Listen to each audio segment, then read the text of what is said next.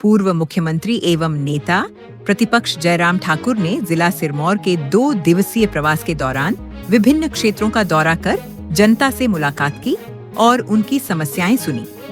उन्होंने माता भंगायनी देवी दरबार में पूजा अर्चना की और जनसभाओं में कहा कि प्रधानमंत्री नरेंद्र मोदी द्वारा लागू नेक्स्ट जनरेशन GST देशवासियों के लिए अब तक का सबसे बड़ा तोहफा है। उन्होंने कांग्रेस सरकार की कर नीतियों को जन विरोधी करार दिया। इस दौरान कई कांग्रेस कार्यकर्ताओं ने भाजपा का दामन थामा। जयराम ठाकुर ने आपदा प्रभावित परिवारों से मिलकर संवेदना भी व्यक्त की। आज सम्मान के साथ अंतर्राष्ट्रीय मानचित्र पर पहचान बनाकर देखना है। आज प्रभात के सीना तान कर पाकिस्तान का सिर उठा करके जा सकता है, चल सकता है। नहीं तो दौर ऐसे भी रहे जब हमारे देश के प्रधानमंत्री कहीं अंतर्राष्ट्रीय मंच पर खड़े होते थे, सम्मान की दृष्टि से उनको देखा नहीं जाता। और यहां तक कि हमसे भी छोटे देश ऐसे थे जो हमारे देश के सर्वोच्च नेतृत्व को भी नजरअंदाज करते थे। लेकिन आज दौर ऐसा आया है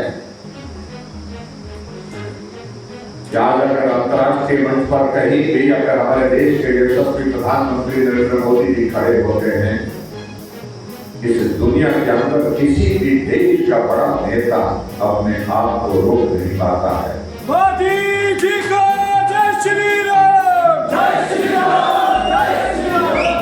कदम स्वतः अपने आप बढ़ते हैं, उस दिशा में उस तरफ बढ़ते हैं जहां मोदी जी खड़े। आगे मोदी जी ने कहा कि इस देश के अंदर एक संविधान होना चाहिए, एक विधान होना चाहिए, यानी कि कानून एक जैसा होना चाहिए। धारा 370 समाप्त होनी चाहिए। तो हमने और आप सब लोगों ने अपनी आंखों के सामने देश की लोकसभा और राज्यसभा में धारा 370 को समाप्त होते थे।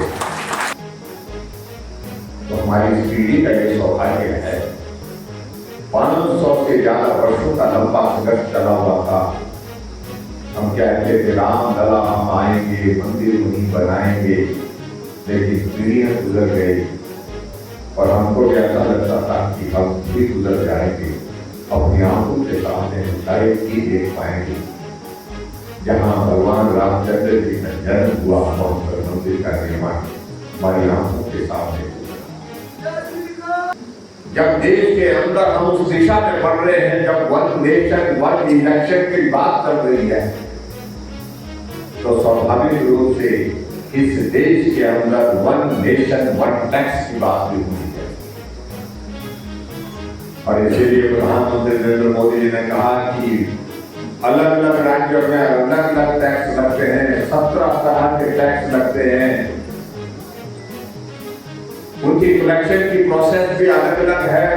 रेवेन्यू भी कुछ राज्य में कम आता है, कुछ में ज्यादा आता है और बहुत सारे